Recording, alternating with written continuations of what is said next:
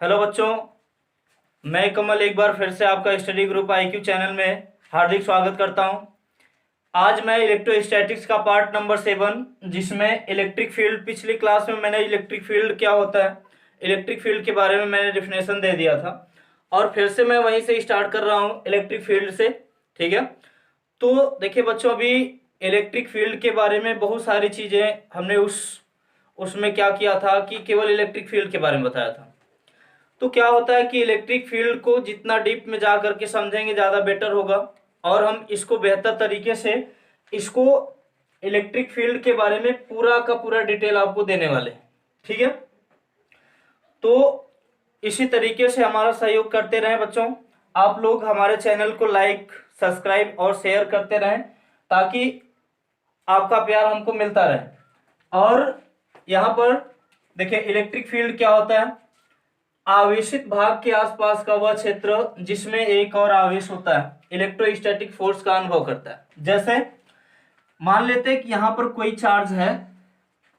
ठीक है, मान लिया हमने कोई चार्ज यहां पर है, तो अब कोई चार्ज यहां पर एक और अन्य चार्ज रखें, चाहे नेगेटिव चार्ज हो या पॉजिटिव चार्ज हो, तो अब यह क्या करेगा, यह जो चार्ज यहां पर हमने रख दिया, तो ये जो चार्ज होंगे ये किस बल का अनुभव करेंगे? इलेक्ट्रोस्टैटिक्स फोर्स का अनुभव करेंगे, यानी एक आकर्षण या प्रतिकर्षण बल का अनुभव करेंगे। तो अगर ये चार्ज पॉजिटिव और ये नेगेटिव है तो अट्रैक्टिव फोर्स आएगा, और अगर दोनों चार्ज सेम है तो रिपल्सिव फोर्स आएगा।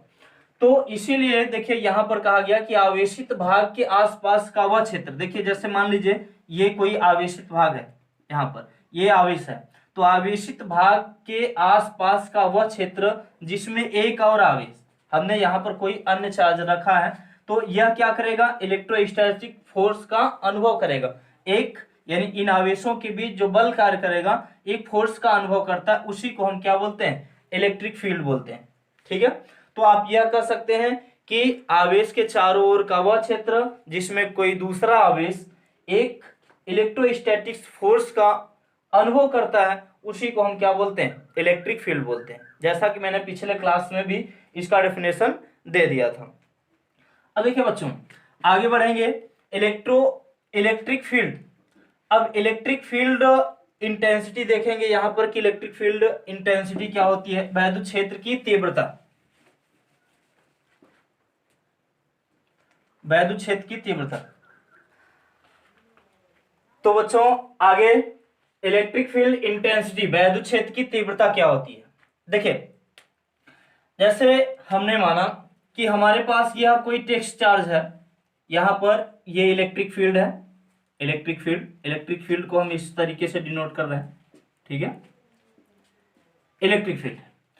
अगर किसी इलेक्ट्रिक फील्ड में हम कोई पॉइंट चार्ज या टेक्स्ट चार्ज रखते हैं यहां पे, ठीक है, तो इस चार्ज पर अभी हमने क्या बताया कि जो इलेक्ट्रिक फील्ड होता है, इलेक्ट्रिक फील्ड में अगर जैसे दो कोई चार्ज रखे गए हैं, तो वो चार्ज क्या करेगा? चार्ज एक इलेक्ट्रोस्टैटिक्स फोर्स का अनुभव करता है। तो यहां पर हमने इलेक्ट्रिक फील्ड में अगर किसी चार्ज को रखा, ये टेक्स्ट चार्ज है, तो यह चार्ज एक बल का अनुभव करेगा।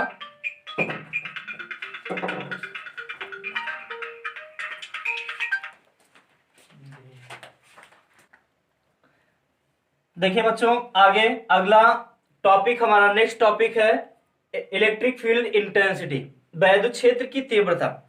ये बड़ा ही इंटरेस्टेड टॉपिक है और ये बहुत ही पूछा जाता है।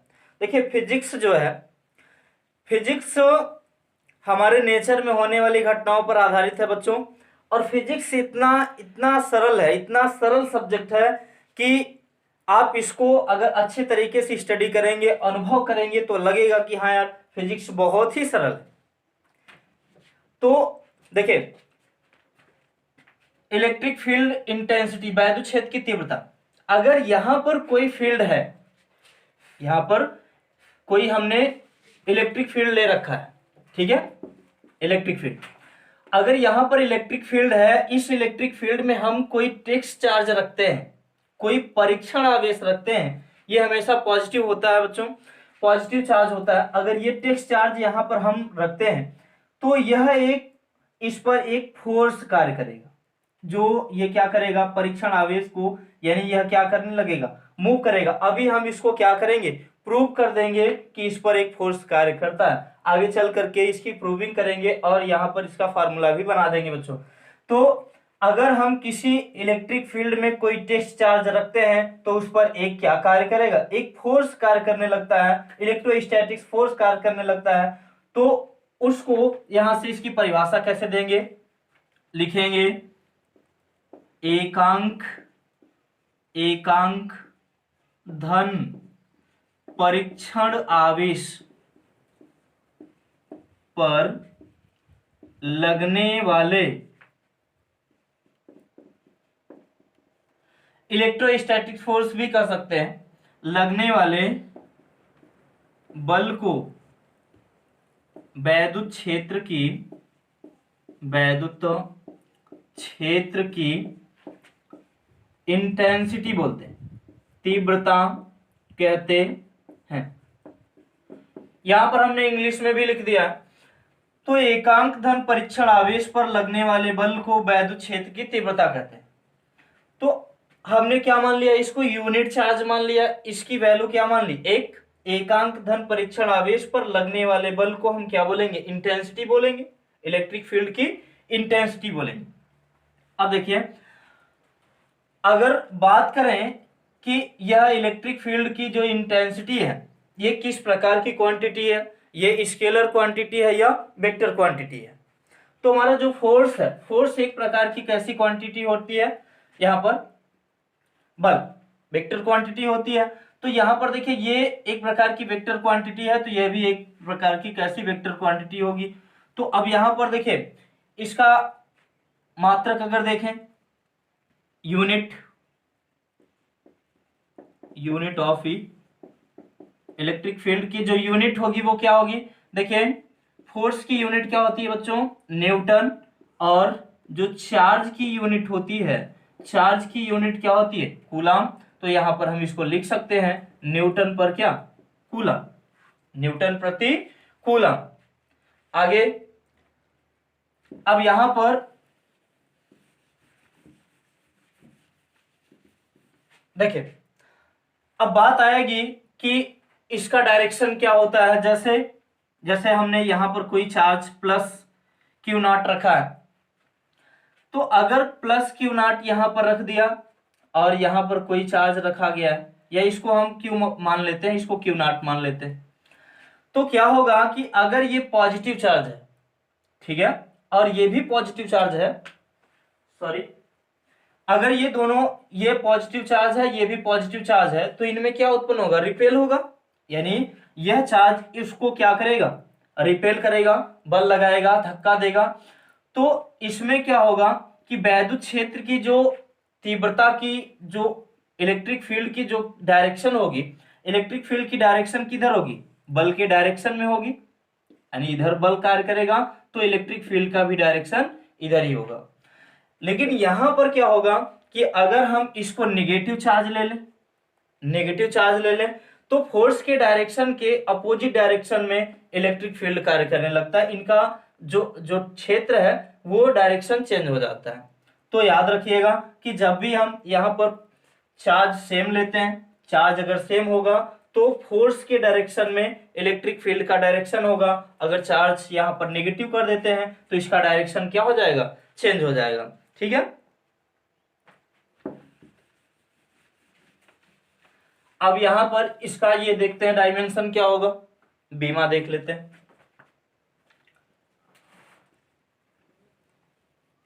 डायमेंशन बीमा क्या होगी इसकी, बीमा E equal to F upon plus q naught है। तो देखिए बच्चों यहां पर एफ की बीमा क्या होती है, एफ इक्वल टू क्या होता है, मास इनटू एक्सीलरेशन। ठीक है, एक्सीलरेशन की बीमा क्या होती है, त्वरण की वेग परिवर्तन बटा समय होता है। तो इसको हम क्या लिख सकते हैं, यहां पर वेग परिवर्तन अपान टाइम, समय। ठीक है, अब बात आई कि वेग की बीमा क्या होती है, तो वेग इक्वल टू क्या होता है, विस्थापन विस्थापन विस्थापन बटा समय, विस्थापन बटा समय। तो विस्थापन की बीमा क्या होती है, यल होती है, और टाइम की बीमा क्या होती है, टी। तो इसको ऊपर ले जाएंगे तो एल टी पावर -1 हो जाएगा। अब देखिए यहां पर हम वेग परिवर्तन कहें या वेग कहें, इसका डायमेंशन एक ही होगा। तो ए इक्वल टू क्या हो जाएगा, एल टी पावर -1 अपान यहां पर समय, समय की डायमेंशन क्या होगी, टी।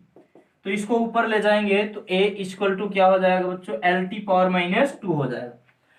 अब यहां से हम लिख सकते हैं एफ इक्वल टू, इसकी डायमेंशन क्या होगी, एम, और इसकी डायमेंशन अभी हमने निकाला L T power -2, L T power -2।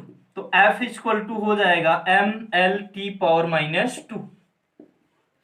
तो अब यहां पर चार्ज की बीमा क्या होती है, charge q equal to I t होता है, सबको पता होगा। आई की डायमेंशन क्या होती है, ए होती है, और टाइम की डायमेंशन क्या होती है, टी। इसका मतलब है चार्ज की डायमेंशन होगी ए टी। तो हम लिख सकते हैं यहां पर ई, यहां पर थोड़ा सा ऊपर देख लेते हैं, आगे देखिए E equal to F, F की डायमेंशन क्या है, M L T power -2 upon A T. इसको ऊपर ले जाइए तो ई इक्वल टू हो जाएगा यम एल टी पावर कितना हो जाएगा, -3 ए पावर -1। ये घात ऊपर जाएगा तो निगेटिव हो जाएगा, ये घात ऊपर जाएगा तो निगेटिव होकर के टी पावर -3 आ जाएगा। ठीक है, आगे, ठीक है, आगे बढ़ते हैं।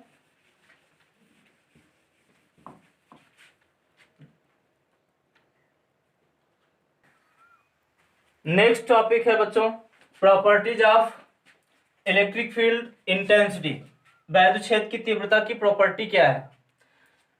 बेहद ही सरल है, बहुत ही सिंपल है, बहुत ही साधारण है। देखिए इसमें अगर कोई चार्ज लिया जाए, यदि कोई आवेश इलेक्ट्रिक फील्ड में रखा जाता है तो उस पर जो फोर्स कार्य करता है वो क्या होगा, F equal to Q into E होगा। ठीक है, ये पहली प्रॉपर्टी है। ठीक, तो लिख देते हैं यदि किसी वैद्युत क्षेत्र, इलेक्ट्रिक फील्ड की बात करें, यदि किसी वैद्युत क्षेत्र में कोई आवेश रखा जाता है तो उस पर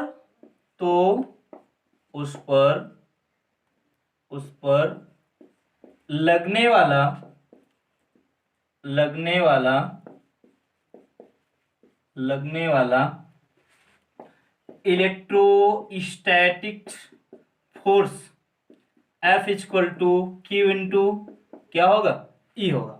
ठीक है, तो इसकी पहली प्रॉपर्टी है कि अगर कोई चार्ज है जो इलेक्ट्रिक फील्ड में रखा जा रहा है तो उस पर लगने वाला फोर्स क्या होगा, F equal to Q into E. अभी हमने दिखाया था कि E इक्वल टू क्या होता है, F अपान क्यू नॉट। ठीक है, तो इसी से हमने बनाया कि क्या हो जाएगा, F equal to Q into E.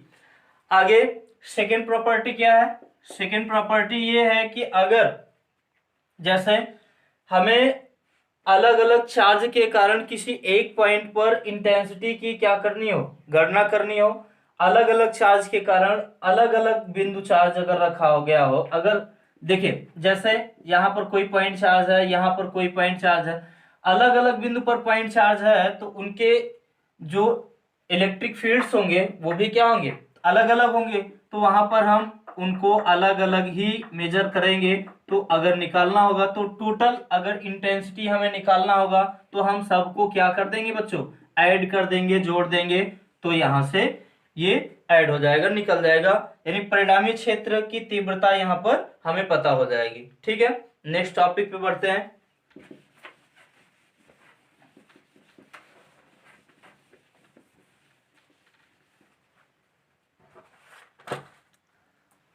Next topic है electric field due to a point charge. किसी बिंदु पर या किसी बिंदु आवेश के कारण वैद्युत क्षेत्र की तीव्रता की हम क्या करेंगे, या वैद्युत क्षेत्र की गणना करेंगे। यहां से देखिए, जैसे मान लेते हैं कि यहां पर हमारे पास कोई पॉइंट चार्ज है प्लस क्यू, ठीक है। यहां से कुछ डिस्टेंस पर मान लेते हैं, कुछ डिस्टेंस पर, आर डिस्टेंस पर एक टेस्ट चार्ज रख देते हैं क्यू नॉट, ठीक है। तो देखिए बच्चों, अभी हमने बताया था कि अगर सेम चार्ज होंगे तो इनका इलेक्ट्रिक फील्ड का जो डायरेक्शन होगा वो कहाँ होगा, वो बल के डायरेक्शन में होगा। तो यहां पर अगर फोर्स कार्य कर रहा है तो इलेक्ट्रिक फील्ड का डायरेक्शन भी उधर ही होगा। तो यहां पर याद रखना है कि इनका डायरेक्शन क्या होगा। देखिए हमने क्या लिया, दोनों पॉजिटिव चार्ज लिया। अगर ये पॉजिटिव चार्ज है और ये टेक्स्ट चार्ज हमने रखा तो ये भी पॉजिटिव चार्ज है, तो यहां पर इलेक्ट्रिक फील्ड की गणना हमको करनी है, ठीक है। इलेक्ट्रिक फील्ड की गणना करनी। तो देखिए सबसे पहले अगर दो चार्ज हमने लिया, एक प्लस क्यू चार्ज है और दूसरा क्यू नॉट है, इन दोनों को आर डिस्टेंस पे रखा तो हमने देखा कि इन पर रिपल्सिव फोर्स कार्य करेगा, ठीक है, एक दूसरे को रिपेल करेगा और इनकी जो इलेक्ट्रिक फील्ड की जो डायरेक्शन होगी वो लगने वाले बल के ही डायरेक्शन में होगा। तो अब देखिए यहां पर आप कूलॉम्स लॉ लगा सकते हैं, Coulomb's law according to Coulomb's law, यानी कूलॉम के नियम के अनुसार जो फोर्स कार्य करेगा वो होगा 1/4 पाई एप्सिलॉन नॉट, या इसको हम मान लेते हैं कैपिटल क्यू मान लेते हैं, तो हो जाएगा बच्चों capital Q into Q not upon क्या हो जाएगा आर स्क्वायर, ठीक है। आगे अब देखिए, अब जैसे हमने अभी इलेक्ट्रिक फील्ड के बारे में बताया कि इलेक्ट्रिक फील्ड क्या होता है, E इक्वल टू होता है F upon plus q not. अगर कोई टेस्ट चार्ज है तो यह एक बल का अनुभव करेगा, तो यहां पर इस पर फोर्स लग रहा है। तो ये अब हमने क्या किया, यहां पर इसको इक्वेशन फर्स्ट मान लीजिए, इसको इक्वेशन सेकंड मान लीजिए। तो अब वो क्या करेंगे, put the value of equation first, यानी इक्वेशन फर्स्ट से वैल्यू पुट कर देंगे सेकंड में। तो E इक्वल टू हो जाएगा, यहाँ पर F की वैल्यू है 1/4 pi epsilon not Q not upon यहाँ पर आर स्क्वायर इंटू ये वाला क्यू नॉट नीचे ही रह जाएगा, ये दोनों आपस में क्या हो जाएगा, कैंसिल हो जाएगा। तो E equal to 1/4 pi epsilon naught capital q upon क्या हो जाएगा आर स्क्वायर हो जाएगा। अगर इसको वेक्टर फॉर्म में लिखना हो, वेक्टर फॉर्म में लिखना हो, सदिश रूप में लिखना हो, अगर सदिश रूप में आप इसको लिखना चाहते हैं तो सदिश रूप में लिखने के लिए सबसे पहले आप लोगों ने कक्षा 11 में वेक्टर यानी सदिश विश्लेषण का चैप्टर पढ़ा है। तो सदिश विश्लेषण में यूनिट वेक्टर क्या होता है, जिसका परिमाण 1 के बराबर हो। यूनिट वेक्टर का मतलब जिसका परिमाण 1 के बराबर हो।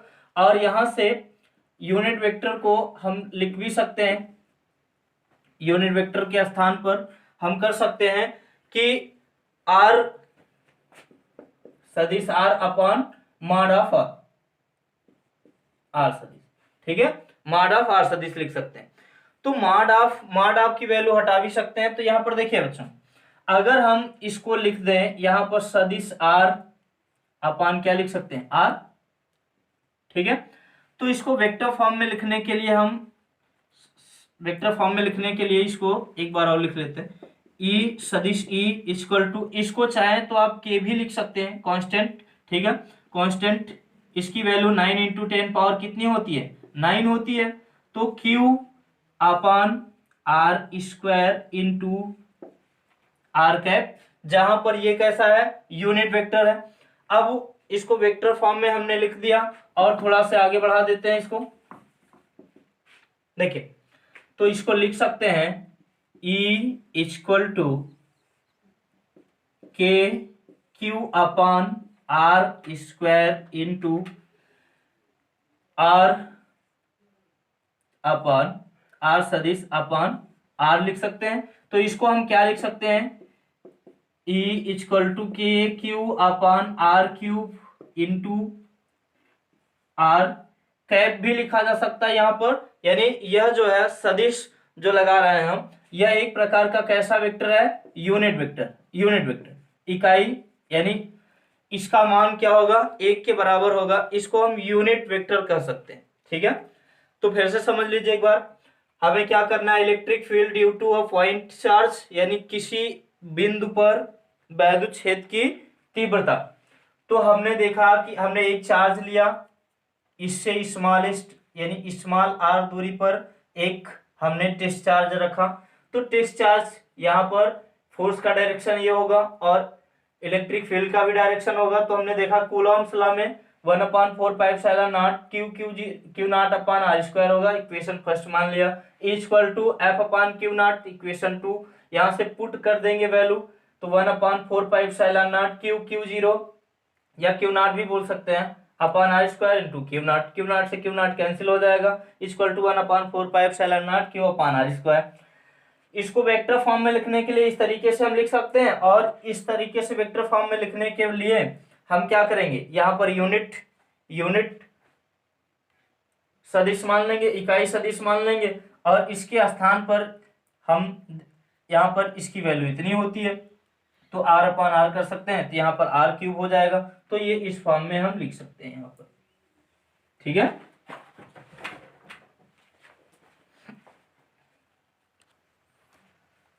देखिए इसका डायरेक्शन क्या होगा, यदि चार्ज, हमने क्या कहा कि यदि चार्ज पॉजिटिव हो तो इलेक्ट्रिक फील्ड का डायरेक्शन दूर होगा, यानी फोर्स के डायरेक्शन में होगा। अगर चार्ज नेगेटिव हो तो चार्ज की और उसका डायरेक्शन उसके अपोजिट साइड में, यानी फोर्स के अपोजिट साइड में होगा, यानी चार्ज के नजदीक होगा। आगे देखते हैं, electric field due to continuous charge distribution. करने का मतलब अभी तक हम क्या कर रहे थे, केवल एक पॉइंट पर हम इलेक्ट्रिक फील्ड की गणना कर रहे थे, लेकिन अगर हमें केवल हम एक पॉइंट पर गणना कर रहे थे, अगर हमें अलग अलग पॉइंट पर गणना करना हो, इलेक्ट्रिक फील्ड मेजर करना हो, निकालना हो, तो हम क्या करेंगे।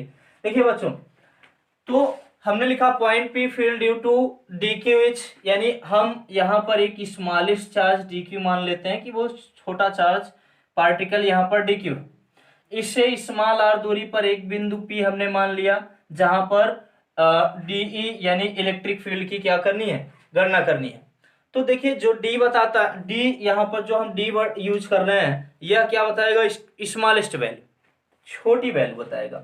जैसे मान लीजिए ये कोई वायर है, ठीक है, अगर हमने इसकी पूरी लंबाई यहाँ पर यल है, तो अगर इसका एक टुकड़ा हमने डीएल माना है, तो इसका मतलब है कि यह यल का केवल एक छोटा सा पार्टिकल, छोटा सा हिस्सा डीएल। तो इसी तरीके से कई खंडों में इसको हम डिवाइड कर सकते हैं, डीएल डीएल डीएल करके।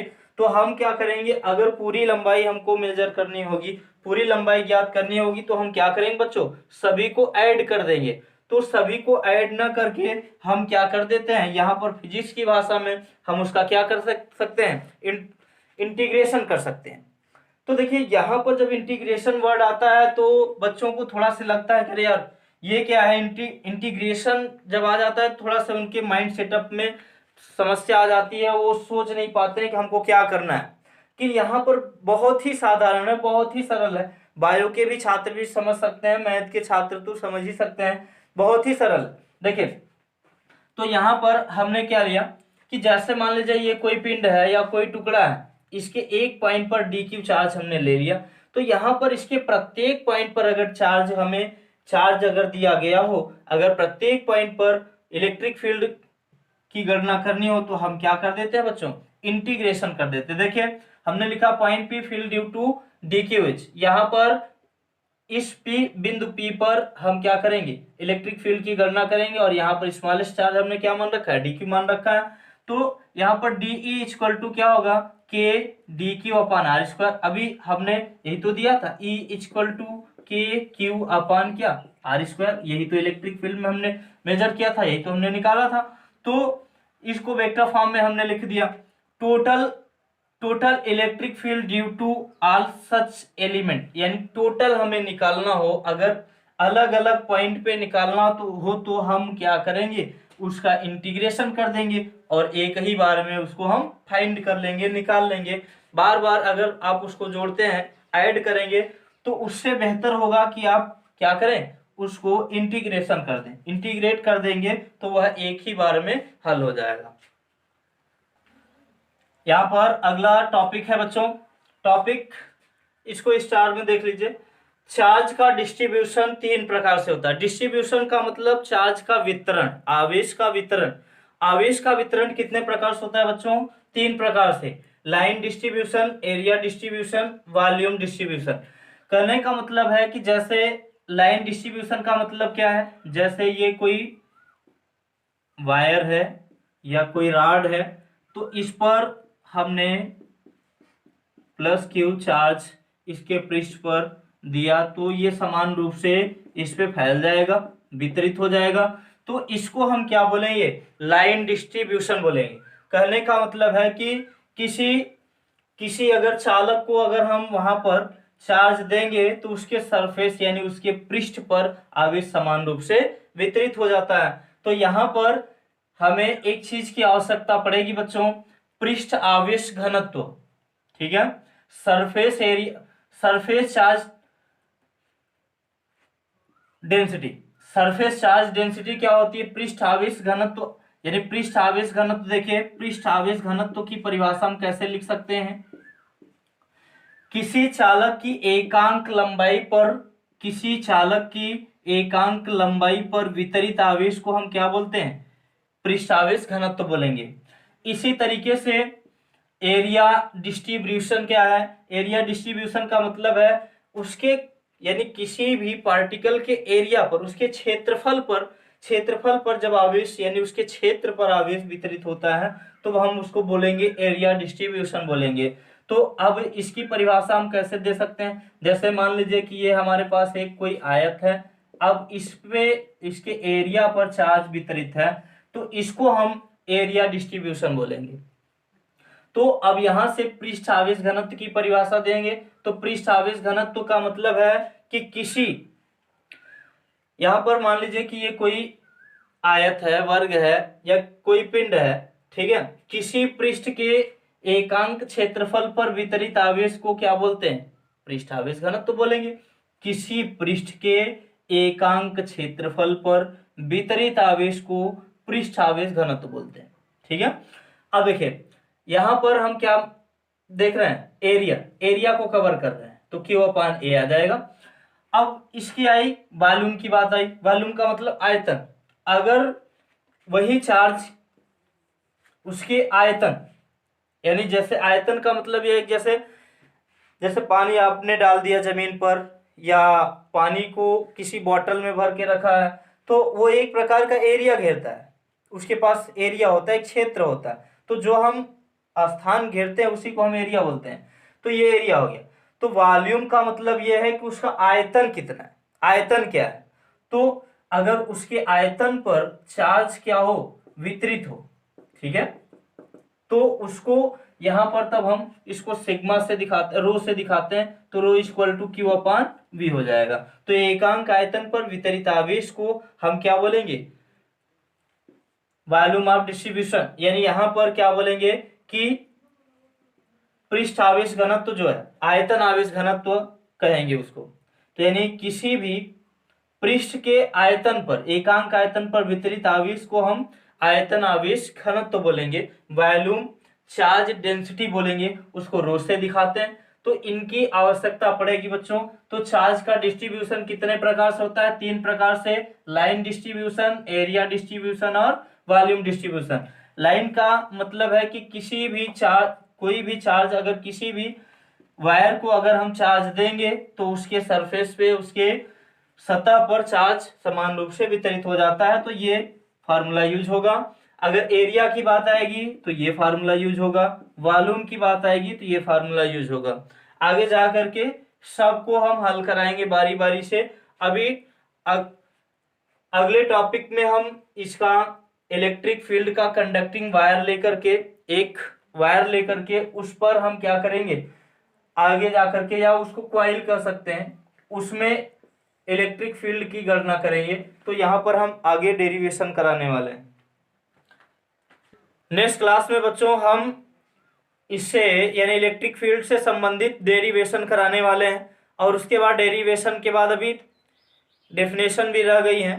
तो देखिए ऑफलाइन और ऑनलाइन में बच्चों थोड़ा सा अंतर होता है, क्योंकि थोड़ी सी अभी प्रॉब्लम चल रही है, समस्या चल रही है, धीरे धीरे हम उसको कवर कर ले जाएंगे। अभी तो हम स्लो में ही चल रहे हैं, बाद में धीरे धीरे 2-4 दिन के बाद और थोड़ा सा हम स्पीड बढ़ाएंगे, क्योंकि बच्चों को हम सोच रहे हैं कि थोड़ा से प्रॉब्लम ना हो, एक एक चीज को, एक एक टॉपिक को बेहतर तरीके से कवर करते चलें। तो बच्चों आप लोग लाइक, सब्सक्राइब, शेयर करते रहें, कमेंट करते रहें। धन्यवाद।